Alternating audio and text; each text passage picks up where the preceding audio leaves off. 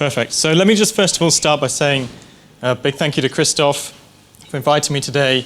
I've really enjoyed meeting a lot of you so far. I'm looking forward to some of the discussions tonight. For those who haven't met me or those who weren't at the workshop today, let me just start by introducing myself. My name is Andy Sales. I'm an Agile coach at CA.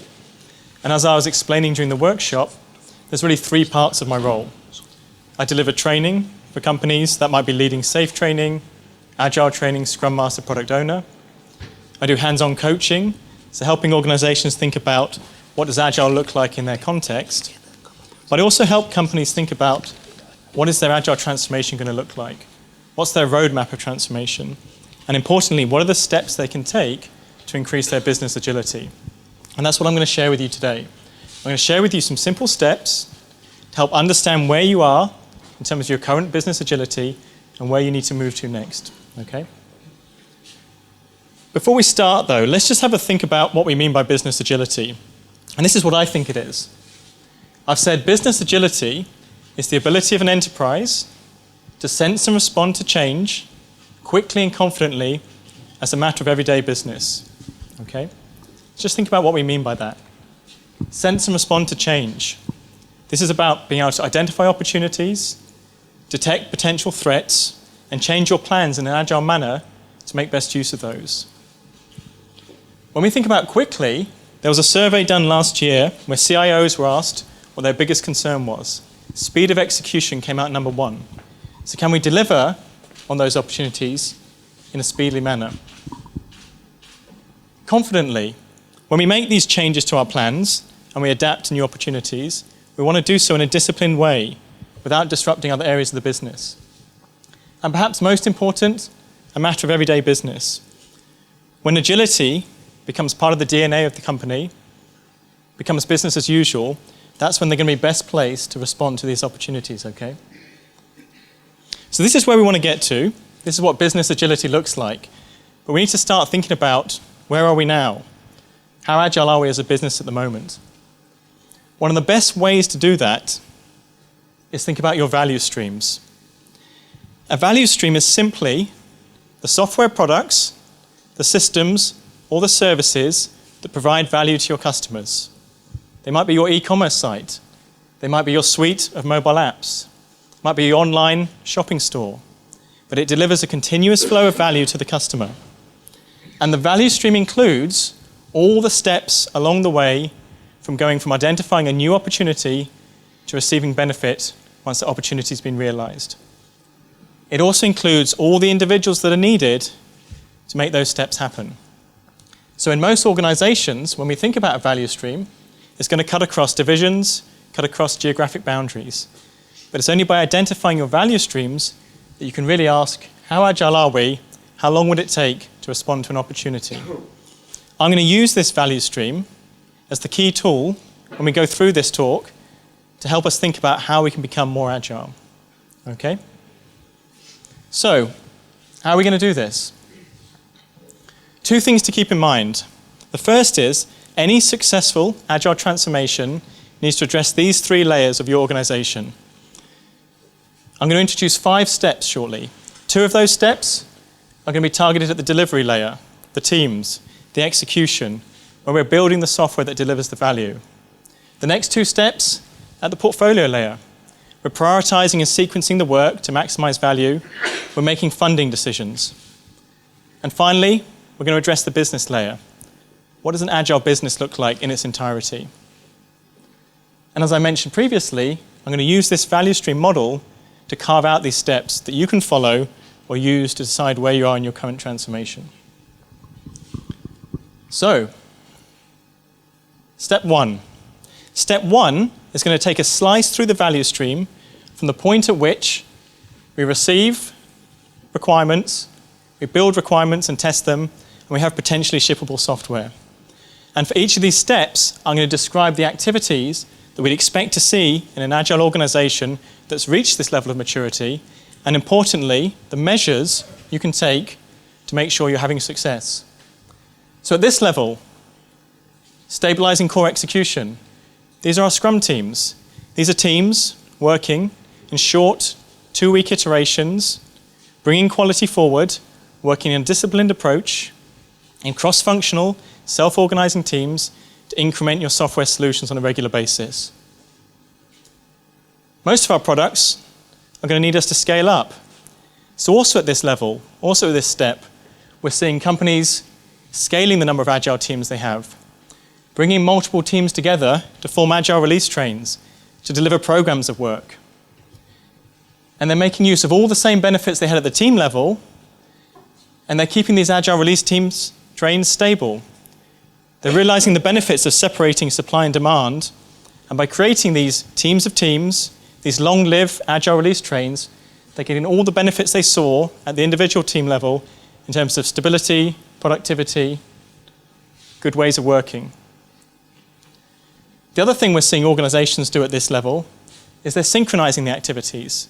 They've realized that actually, in order to deliver value on a regular basis, in order to integrate the software early and often and release value to the customer, we need to align the activities.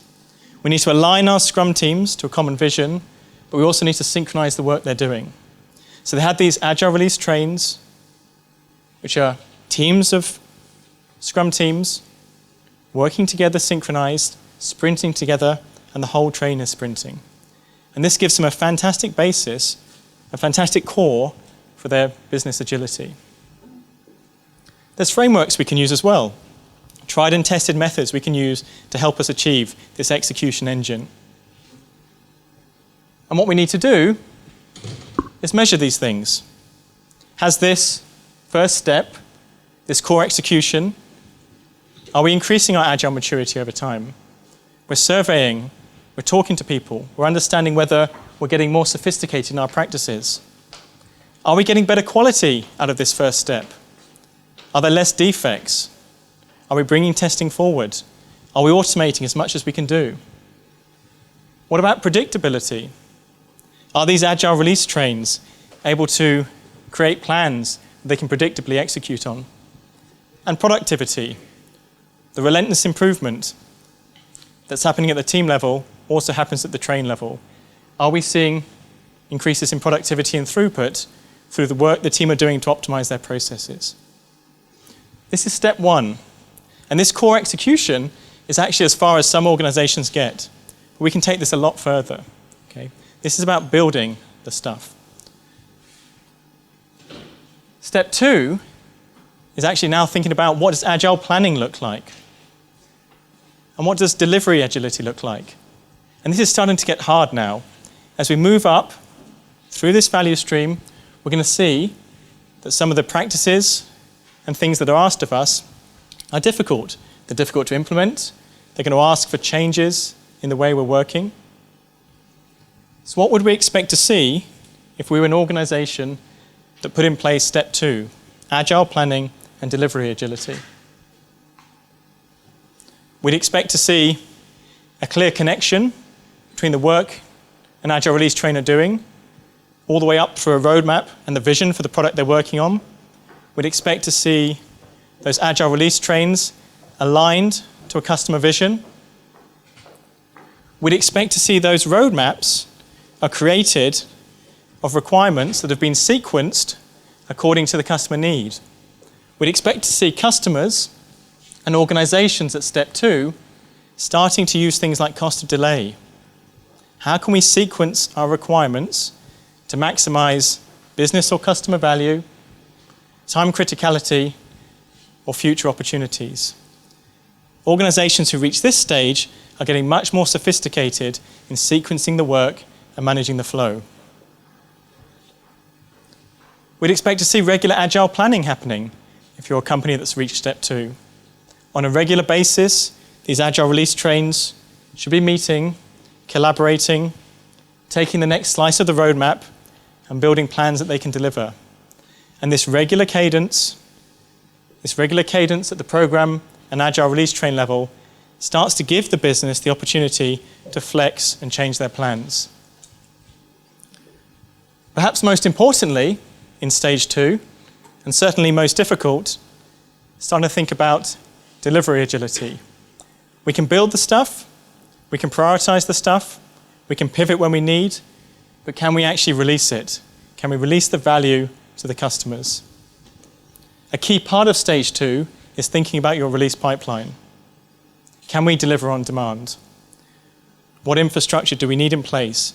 What skills do we need to be able to reach this point?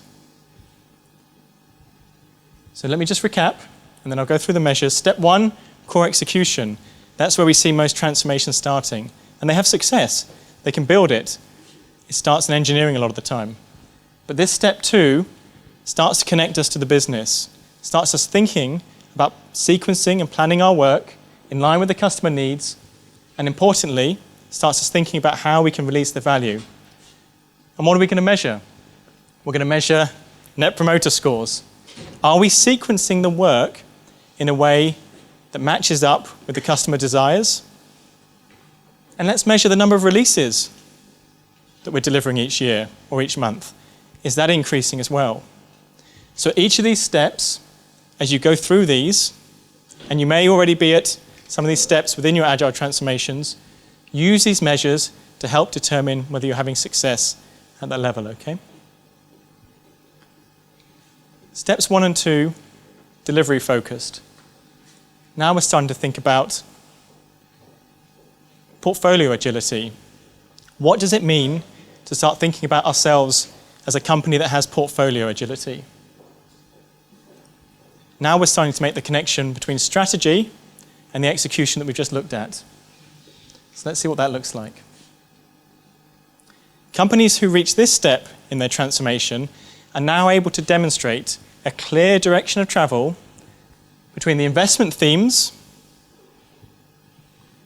the initiatives that are delivering those, and importantly, the features that make up the roadmap that we just mentioned are being delivered by the Agile release trains. They're getting this alignment from the execution at the bottom all the way to the portfolio and some of the enterprise strategy at the top. They're starting to think in themselves as an Agile portfolio, starting to think of themselves as an Agile business. One important thing that they're doing here, if they get to step 3, is they're moving away from the idea of projects and project delivery. They've moved away from the idea of projects as 1, 2, maybe 3-year initiatives.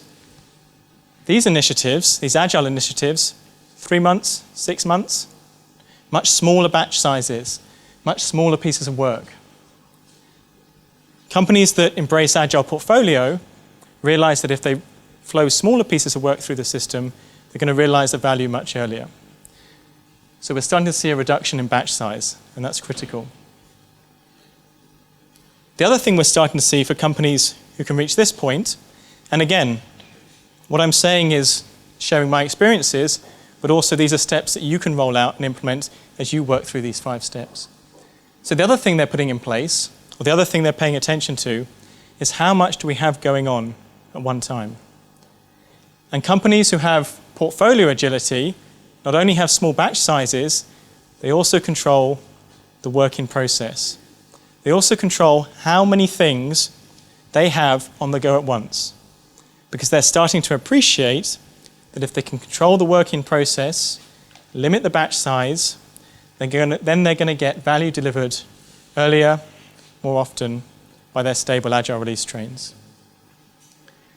For some people and some companies, small batches of work, limiting the working process, is a big mind shift from where they are at the moment.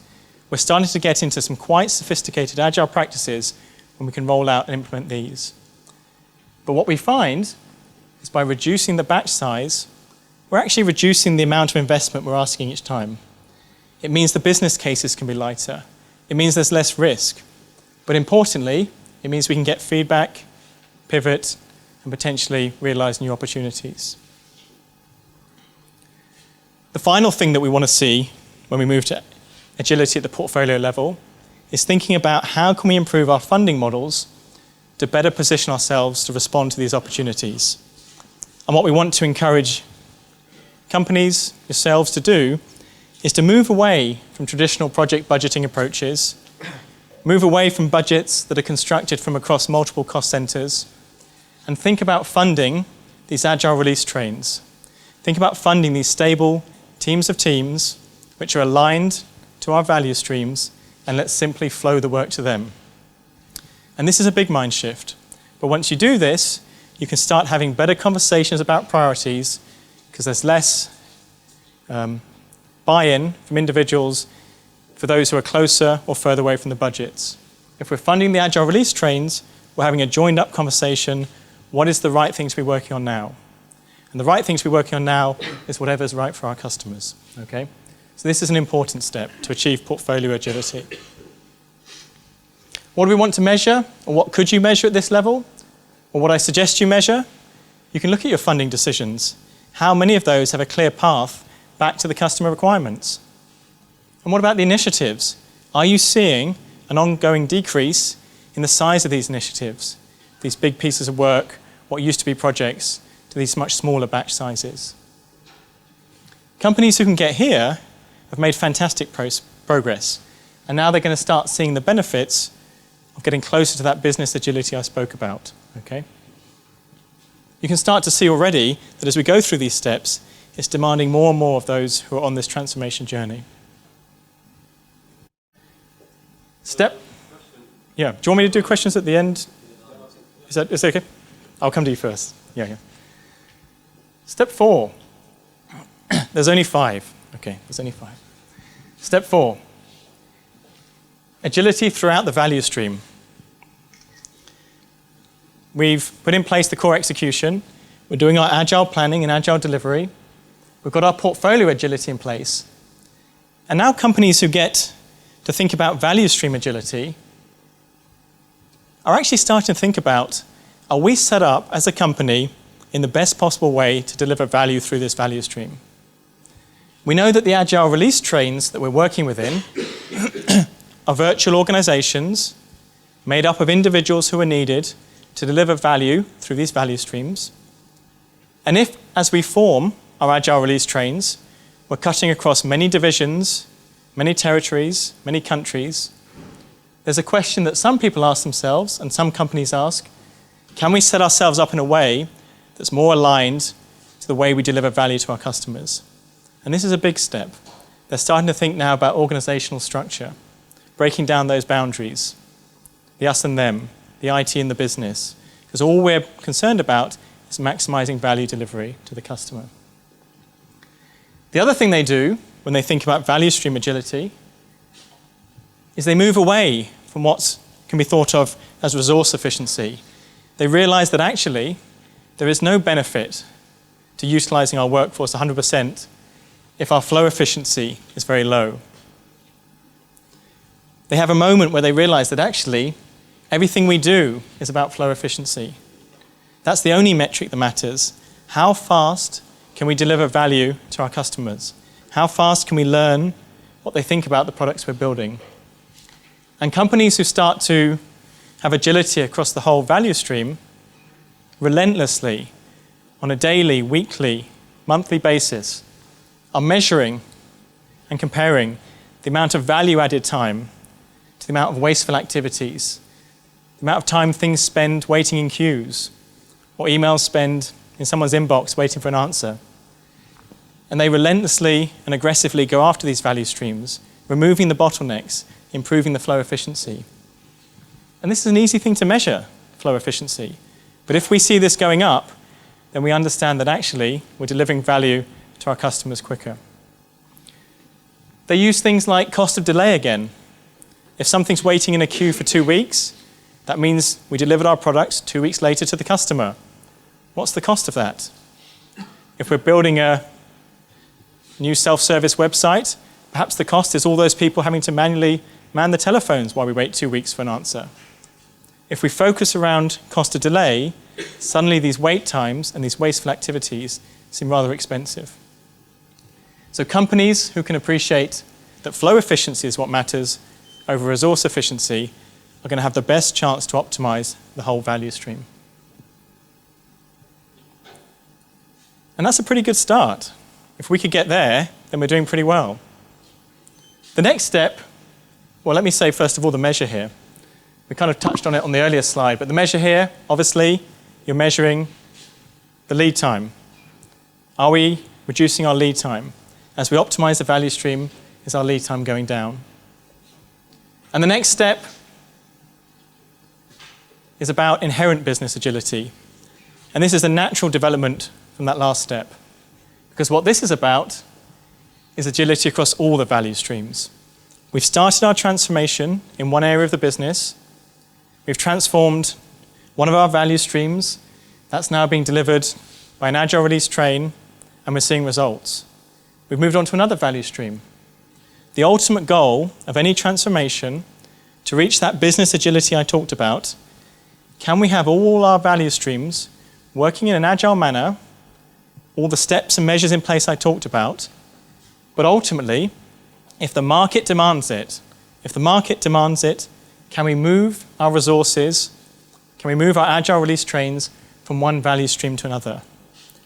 And if this can become part of business as usual, then we've reached that promised land, that true business agility, where we can optimize our workforces and deploy them where we need to in order to realize new opportunities. And the measure here is the ultimate one. Are we seeing our market share increase over time as part of our agile transformation? Are we truly calling ourselves an agile organization? Okay. So let me just recap very quickly, and I've got a couple more slides that you can take away or think about around urgency of transformation. But we started with the value stream. Everything starts with the value stream. Identify your value streams, map out the steps, identify the individuals who carry out those steps, and then work up. Improve the core execution.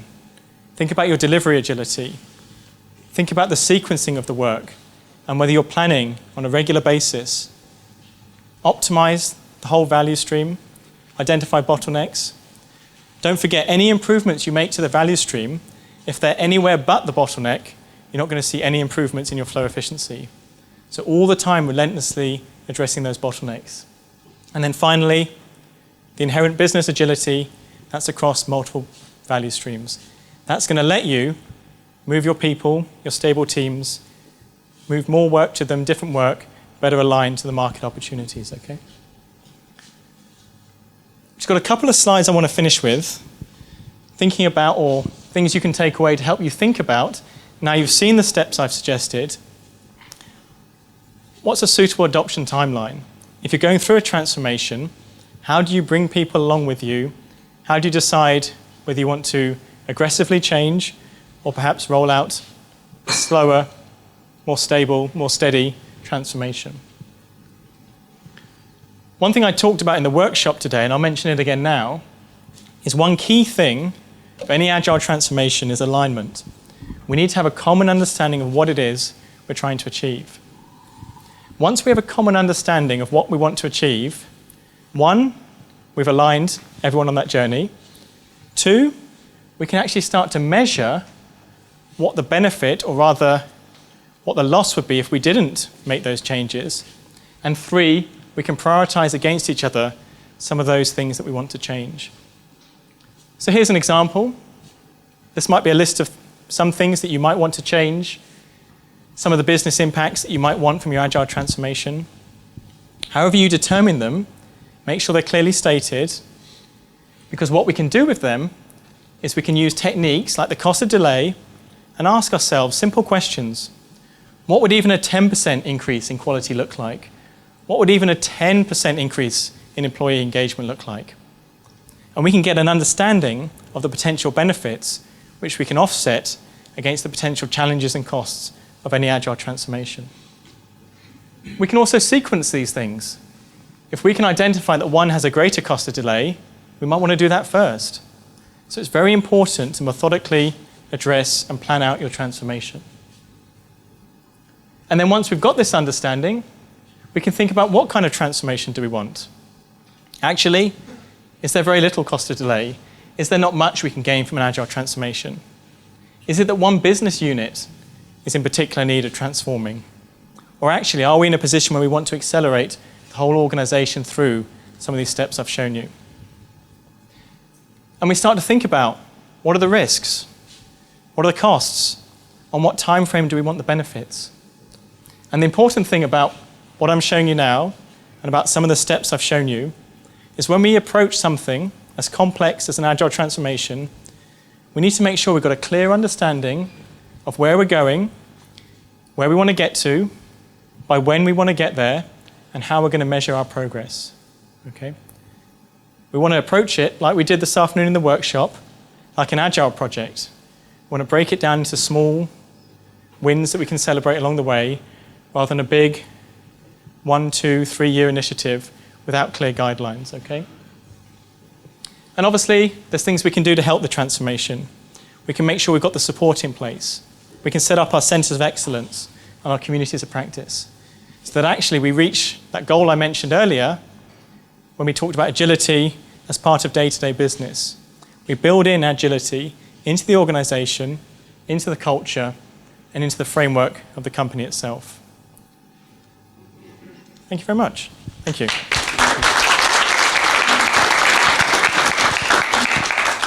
Great. Thank you, Andy. Very great welcome. speech on business agility and the concrete steps, and also some great food for our thoughts. So we had some questions already, and we promised someone to start. I think it was the sir over there. Yeah.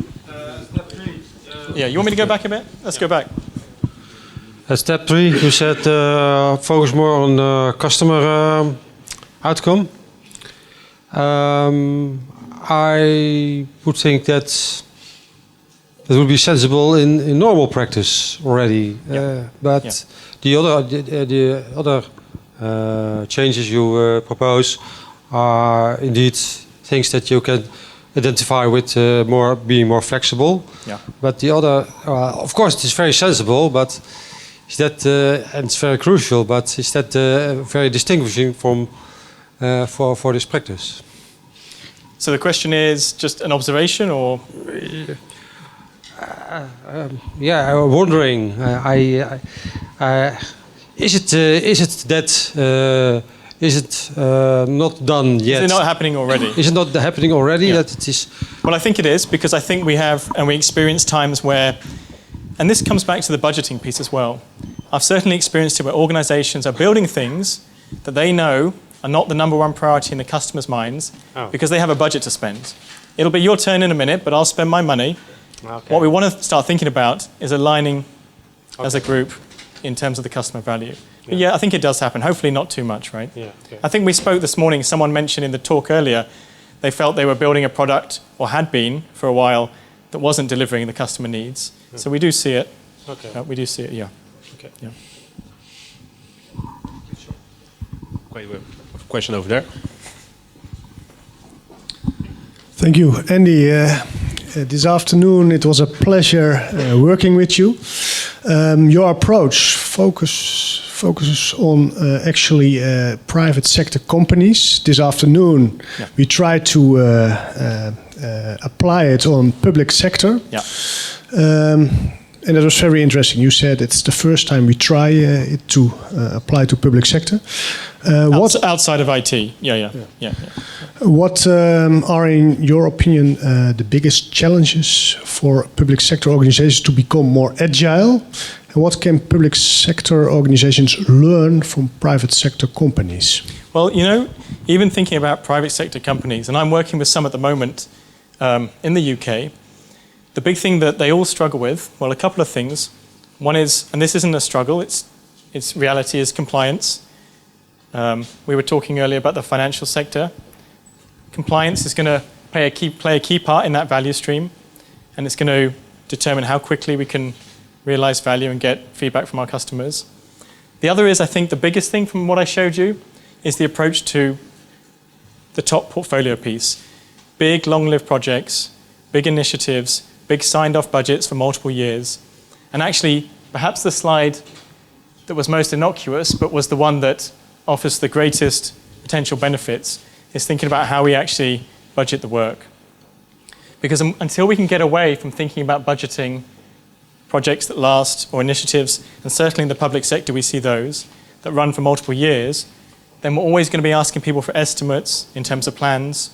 We're potentially going to be building things that we committed to over 24 months ago.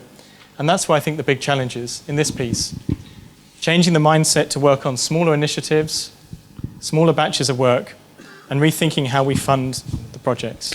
And actually, your approach worked well when we started to think about societal impact, public value, and translate it to goals, tangible goals. Yeah, absolutely. And one thing also I'll say is that what I've tried to do this afternoon, and now I think you'll agree, is break down the transformation into bite-sized pieces.